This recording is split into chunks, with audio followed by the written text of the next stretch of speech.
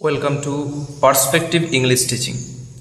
আজকের ক্লাসটি নবম শ্রেণীর লেসন 6-এ যে একটা কবিতা রয়েছে, mild the mist upon the hill by Emily Jane Bronte, সেই কবিতাটি একটু বিস্তর দেখে নিই, line by line explanation, word meaning এক ঝলকে একবার দেখে নিই।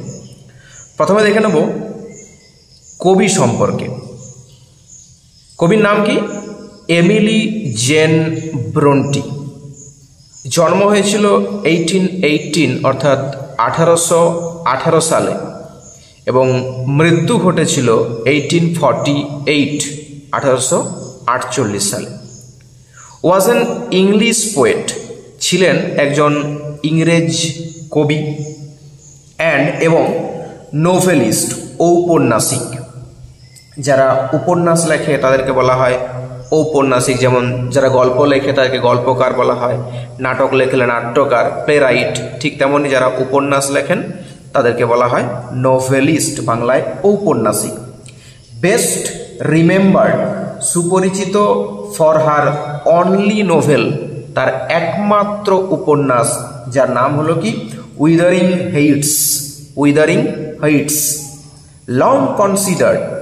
long considered a classic of English literature, এই যে একমাত্র উপন্যাস উইদারিং হাইটস, এটাকে বিবেচনা করা হয়, গণ্য করা হয় ওই ইংরেজি সাহিত্যের একটা ক্লাসিক বলে। ক্লাসিক কথার অর্থ কি? ধ্রুপদ বা ধ্রুপদী, এটা হিসাবে গণনা করা হয়, এ ক্লাসিক অফ ইংলিশ লিটারেচার। কবিতা সম্পর্কে কি বলা আছে না, ইন দিস পোয়েম, এই কবিতার মধ্যে, দ্য ব্লু মিস্ট, এই নীল রঙের কুয়াশা, that surrounds the distant mountains, যা সারাউন্ডস করে রেখেছে, সারাউন্ডস অর্থাৎ ঘিরে রেখেছে, ডিস্ট্যান্ট মাউন্টেন অর্থাৎ দূরবর্তী পাহাড় পর্বতগুলিকে, রিমাইন্ডস, সেগুলো কবিকে মনে করিয়ে দেয়, the poet reminds the poet, কবিকে মনে করিয়ে দেয় of the happy days of youth and childhood, সেই যৌবন এবং শৈশবের সুখের দিনগুলির কথা, that she has left behind, যেগুলো তিনি পিছনে ফেলে রেখে এসেছেন।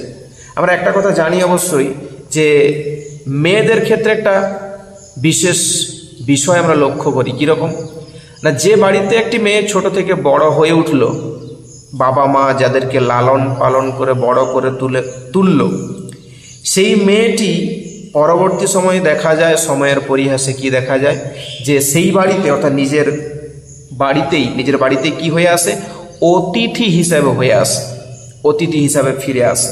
এখানে কি বলছে, এই কবিকে তার শৈশব, তার যৌবনের দিনগুলির কথা মনে করিয়ে দেয়, যা তিনি পিছনে ফেলে রেখে এসেছেন, সেই অতীতকালের কথা, সেই পাস্ট মেমোরিজগুলো সবগুলোকে। As she describes the landscape, আর যখন তিনি ওই নৈসর্গিক অর্থাৎ ভূচিত্রের বর্ণনা করছেন, সি শিফটস, তিনি যেন নিজেকে ফিরিয়ে নিয়ে যাচ্ছেন, ফ্রম দ্য প্রেজেন্ট মোমেন্ট, বর্তমান মুহূর্ত থেকে, বর্তমান সময় থেকে, টু দ্য পাস্ট, সেই অতীতের সময়ে, অ্যান্ড দেন, এবং তারপর টু দ্য প্রেজেন্ট এগেন, আবার বর্তমানে তিনি ফিরে আসছেন তার বর্তমান পরিস্থিতিতে, প্রেজেন্ট সিচুয়েশন। কবিতার একটা থিম রয়েছে। থিম বলতে আমরা যাকে বিষয়বস্তু বলে জানি, সেই থিমটা কি? কবিতার থিমটা হলো, থিম অফ দ্য পোয়েম যদি আমরা দেখি, কবিতার বিষয়বস্তু কীরকম, the theme of the poem is nostalgia. এই কবিতার যে মূল বিষয়বস্তু সেটা কি? নস্টালজিয়া বলতে আমরা কি জানি, ওই স্বদেশে বা নিজের জন্মভূমিতে, নিজের বাসস্থানে ফিরে আসার যে আকাঙ্ক্ষা, আকুতি, কামনা, আকুলতা, সেটাকে বোঝায়। তার পাশাপাশি কি রয়েছে, লঙ্গিং ফর দ্য পাস্ট, এই অতীতের জন্য একটা লঙ্গিং করা। লঙ্গিং ফর বলতে ওই অনুসূচনা করা, মনে করা, স্মরণ করা, চাওয়া, আকাঙ্ক্ষা, এগুলো বলা হয়। তাহলে the theme of the poem is nostalgia, longing for the past. The mist, এই যে কুয়াশা, অ্যান্ড দ্য ল্যান্ডস্কেপ, এখানকার যে ভূচিত্র, evoke memories of the poet's childhood, এটা যেন তাড়িয়ে বেড়াচ্ছে বা মনে করিয়ে দিচ্ছে, অ্যাকচুয়ালি আবেগ তৈরি করছে কিসের মধ্যে না memories of the poet's childhood, ওই কবির যে শৈশবের স্মৃতিগুলো রয়েছে না সেই স্মৃতিগুলোকে যেন কি করছে ইভোক করে তুলছে। She once again longs to go, তিনি আরও একবার যাবার জন্য প্রত্যাশা করছেন, back longs to go back to those days, সেই দিনগুলিতে, হোয়েন যখন সি ফেল্ট, তিনি অনুভব করেছিলেন সেফ নিরাপদ, অ্যান্ড হ্যাপি এবং আনন্দিত বা আনন্দবোধ করেছিলেন, আন্ডার হার ফাদার্স রুফ, তার বাবার আশ্রয়দানকারী ছাদের তলাতে। এই হলো কবিতার বিষয়বস্তু। ফিরে আসি কবিতায়। কবিতার line by line word notes এবং এক্সপ্লানেশন একটু দেখে নিন। Mild the mist upon the hill, যদি বাংলায় সহজ সরলভাবে মানাটা বলা যায় তাহলে কি পাবো, পাহাড়ের ওপর যে হালকা কুয়াশা, মাইল্ড অর্থাৎ হালকা মৃদু, দ্য মিস্ট সেই কুয়াশা, আপন দ্য হিল পাহাড়ের ওপর, অর্থাৎ পাহাড়ের ওপর যে হালকা কুয়াশা, telling not of storms tomorrow, telling not of storms tomorrow, telling শব্দটা কি, টেল মানে বলা, আমরা জানি একটা ভার্ব, সেই ভার্বটাকে কি করা হয়েছে পার্টিসিপল বানানো হয়েছে, নাউন বা ভার্বাল নাউন বা জিরান বলছে, telling, tell plus ING is equal to telling, অর্থাৎ প্রেজেন্ট পার্টিসিপল বানানো হয়েছে। Telling not of storms tomorrow, সে আগামীকাল ঝড়ের কথা বলে না। আগামীকাল বলতে যে পরবর্তী দিন আমাদের আসতে চলেছে, আসন্ন যে দিন, সেখানে যে ঝড় হতে পারে সেই কথা কিন্তু বলে না। কে বলে না, ওই পাহাড়ের উপর যে হালকা কুয়াশা, অর্থাৎ আমরা এটা জানি গ্রামেগঞ্জে আমরা দেখেছি যদি যেদিন হয়তো হালকা রকম কুয়াশা দিচ্ছে আমরা বুঝে যাই যে পরবর্তী দিনগুলোতে ঝড় নাও আসতে পারে। তাই mild the mist upon the hill, পাহাড়ের ওপর হালকা কুয়াশা, telling not of storms tomorrow, আগামীকাল ঝড়ের কথা বলে না। নো না, the day has waved its fill, the day has waved its fill, the day ওই দিনটা, দিনটা has wept present perfect tense, has waved its fill, wept মানে কি, তারা উইভ থেকে আসে, উইভ ওয়েভড, ওয়েভড উইভ মানে কান্নাকাটি করা, হ্যাজ ওয়েভড কান্নাকাটি করেছে, its fill, its fill, fill অর্থাৎ সম্পূর্ণ ভর্তি বা পরিপূর্ণ, the day has waved its fill, দিনভর সে তার সব কান্না কেঁদে নিয়েছে, মানে সারা দিন ধরে দিনটা অঝরে কান্নাকাটি করেছে। Spent it's store of silent সরো, স্পেন্ট কাটিয়েছে, ইটস স্টোর অফ সাইলেন্ট সরো, তার কি ওই যে জমিয়ে রাখা অর্থাৎ সঞ্চিত দুঃখের যে ভার, সঞ্চিত দুঃখটাকে সে কাটিয়েছে। Spent it's store of silent sorrow, ফুরিয়ে ফেলেছে তার দুঃখের সঞ্চয় বা সঞ্চার বা সম্ভার, যে দুঃখটা সারাদিন ধরে চেপে রেখেছিল সেই দুঃখ সে দূর করে ফেলেছে। আরেকবার দেখে নি চারটি লাইন। Mild the mist upon the hill, telling not of storms tomorrow, পাহাড়ের ওপর হালকা কুয়াশা, আগামীকাল ঝড়ের কথা বলে না। নো না, the day has waved its fill, দিনটি সে তার সব কান্না কেঁদে নিয়েছে। Spend its store of silent sorrow, ফুরিয়ে ফেলেছে তার দুঃখের সঞ্চয়।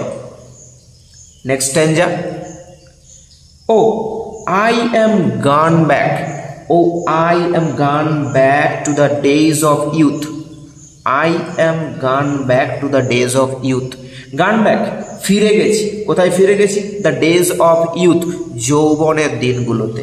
কবি বলছেন কি যে আমি যেন ফিরে গেছি আমার সেই যৌবনের ফেলে আসা পুরাতন দিনগুলোতে। I am a child once again, আমি যেন হয়ে গেছি আরও একবার এক শিশু। And neath my father sheltering roof, কথাটা দেখো নিথ আছে, নিথ NEATH আর তার সামনে একটি অ্যাপোস্ট্রফ কমা চিহ্ন ব্যবহার করা হয়েছে। এটাকে বলা হয় অ্যাব্রিভিয়েটেড ফর্ম, অ্যাব্রিভিয়েশন অর্থাৎ অ্যাব্রিভিয়েটেড ফর্ম। এখানে কি রয়েছে, কিছু বর্ণ ছিল DE, ওই দুটি বর্ণকে এখানে উধাও করা আছে। অ্যান্ড নিথ অর্থাৎ beneath my father sheltering roof, beneath অর্থাৎ তলায়, মাই ফাদার্স আমার বাবার, শেল্টারিং রুফ আশ্রয় দানকারী ছাদের তলায়। তাহলে and beneath my neath my father's sheltering roof আমার বাবার আশ্রয় দানকারী ছাদের নিচে, ছাদের তলায়। অ্যান্ড নিয়ার দ্য ওল্ড হল ডোর এবং সেই হল ঘরের পুরানো দরজার কাছে আমি ফিরে গেছি। কবি কি বলছেন যে I am gone back to the days of youth, আমি সেই যৌবনের দিনগুলোতে ফিরে গেছি একবার। I am a child once more, আমি আরও একবার শিশু হয়ে গেছি। And neath my father sheltering roof, আমি আমার বাবার আশ্রয়দানকারী ছাদের তলায় ফিরে গেছি। অ্যান্ড নিয়ার দ্য ওল্ড হল ডোর, সেই পুরাতন হল ঘরের দরজার কাছে যেন ফিরে গেছি। Next paragraph stanza. I watch this cloudy evening fall, আমি এই মেঘাচ্ছন্ন সন্ধ্যার নেমে আসা দেখি, আমি মেঘাচ্ছন্ন সন্ধ্যা নেমে আসা দেখি। After a day of rain, সারাদিনের অবিরাম বৃষ্টির পর। After a day of rain মানে সারাদিন বৃষ্টি হয়েছে তারপরে, তাহলে সারাদিন অবিরাম বৃষ্টির পর আমি ক্লাউডি ইভিনিং অর্থাৎ মেঘাচ্ছন্ন সন্ধ্যার আগমন বা নেমে আসাটা দেখি। ব্লু মিস্টস সুইট মিস্টস অফ সামার পল, এই পল অর্থাৎ এখানে ভার্বের রূপে যদি দেখা হয়, পল হচ্ছে পর্দা দিয়ে ঢেকে দেওয়া। তাহলে ব্লু মিস্ট এই নীল রঙের কুয়াশাটা কি করেছে না ঢেকে দিয়েছে কাকে, সুইট মিস্টস অফ সামার, ওই গ্রীষ্মের ঘন মেঘের মিষ্টি কুয়াশাকে। গ্রীষ্মের যে ঘন মেঘের মিষ্টি কুয়াশা, সেই মিষ্টি কুয়াশাকে ঢেকে দিয়েছে ব্লু মিস্ট, নীল কুয়াশা। দ্য হরাইজন্স মাউন্টেন চেন, আর কাকে ঢেকে দিয়েছে, দ্য হরাইজন্স অর্থাৎ দিগন্ত রেখার, সেই দিগন্তের মাউন্টেন চেন অর্থাৎ পর্বতমালা, সেই দিগন্তের পর্বতমালাকে ঢেকে দিয়েছে। আরেকবার দেখে নি। I watch this cloudy evening fall, আমি এই মেঘাচ্ছন্ন সন্ধ্যা নেমে আসা দেখি। After a day of rain, কখন দেখি না সারাদিনের অবিরাম বৃষ্টির পর। Blue mist sweet mist of summer pall the horizon's mountain chain, এই নীল কুয়াশা গ্রীষ্মের মিষ্টি ঘন কুয়াশাকে ঢেকে দিয়েছে, আর দিগন্তের পর্বতমালা তাকেও যেন ঢেলে দিয়েছে, ঢেকে দিয়েছে। লাস্ট স্ট্যাঞ্জা কি বলেছে, the damp stands in the long green grass, এই ড্যাম অর্থাৎ আর্দ্রতা, স্যাঁতসেঁতে, এই আর্দ্রতা যেন রয়ে গেছে কোথায় না in the long green grass, দীর্ঘ সবুজ ঘাসের ওপর। তাহলে দীর্ঘ সবুজ ঘাসের ওপর আর্দ্রতা রয়ে গেছে। অ্যাজ থিক, সেই আর্দ্রতা কেমন না as thick as morning tears, সকালের চোখের জলের মতোই ঘন পুরু। And dreamy scents of fragrance pass, and dreamy অর্থাৎ স্বপ্নময়, সেন্স অফ ফ্র্যাগ্রেন্স পাস, এই সুগন্ধের স্বপ্নময় প্রাণ যেন ভেসে যায়, গন্ধ, এই সুগন্ধের স্বপ্নময় গন্ধ যেন ভেসে যায়। পাস অর্থাৎ ভেসে যাওয়া, ফ্র্যাগ্রেন্স অর্থাৎ সুগন্ধ। That breath of other years, আর এটাই হলো অন্যান্য বছরের শ্বাস অর্থাৎ নিঃশ্বাস প্রশ্বাস। অন্যান্য বছরের শ্বাস বা নিঃশ্বাস প্রশ্বাস বলতে পাস্ট ইমোশনস অর মেমোরিজ, অতীতের যে ইমোশনগুলো, অতীতের যে মেমোরিগুলো রয়ে গিয়েছিল সেগুলোকে যেন আর একবার মনে করিয়ে দেওয়া, বা যে সমস্ত ঋতুগুলো রয়েছে পরবর্তী ঋতুতে সে একই রকম করে ওই নস্টালজিয়াতে ফিরে যাওয়া, বা নিজেদের ওই জন্মভূমির জন্য আকুতি করা, আকুলতা তৈরি হওয়া, এগুলোই বোঝানো হয়েছে that breath of other years, অন্যান্য বছরের শ্বাস। লাস্ট প্যারাগ্রাফ আরেকবার দেখে নিই। The damp stands in the long green grass, দীর্ঘ সবুজ ঘাসের ওপর আর্দ্রতা রয়ে গিয়েছে। As thick as morning tears, সকালের চোখের জলের মতোই ঘন। And dreamy scents of fragrance pass, সুগন্ধের স্বপ্নময় গন্ধ ভেসে যায়। That breath of other years, আর যেগুলো কি না অন্যান্য বছরের শ্বাস বা নিঃশ্বাস প্রশ্বাস। এই হলো পুরো কবিতার লাইন বাই লাইন ওয়ার্ড, তার সাথে সাথে এক্সপ্লানেশন, মানেটাও জানা হয়ে গেল। কিছু শব্দ রয়েছে যেগুলো আমি ইংলিশ টু ইংলিশে কিছু শব্দ আমি লিখে রেখেছি, একটু দেখে নিই একবার। একটা জায়গাতে ছিল, একটা লাইনে ছিল যে ফিল, অর্থাৎ লাইনটা কি, যে the day has waved its fill, যে লাইনটা ছিল সেখানে ফিল কথার অর্থ কি? ফিল মানে বাংলায় আমরা জানলাম পরিপূর্ণ, ভর্তি হওয়া। ফিলকে যদি ওয়ার্ড টু ওয়ার্ড ইংলিশে দেখা হয় তাহলে মেক ফুল, অর্থাৎ ভরিয়ে তোলা। নেক্সট রয়েছে কি মিস্ট, MIST, মিস্ট আমরা বাংলায় জেনেছি কি কুয়াশা। ইংলিশ টু ইংলিশ বলতে গেলে কি হয় না, থিন ফগ, থিন ফগ পাতলা একটা ধোঁয়াশা, produced by very small drops of water, খুব ছোট ছোট ওই জলের ফোঁটার দ্বারা এটা সৃষ্টি। কালেক্টিং ইন দ্য এয়ার, বাতাসে সেগুলো কালেক্টিং হয়, জড়ো হয়।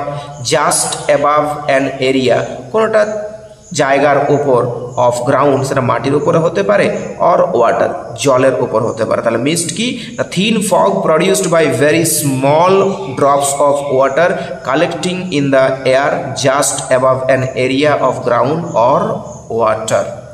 নেক্সট ওয়ার্ড সরো, বাংলায় জানি কি দুঃখ।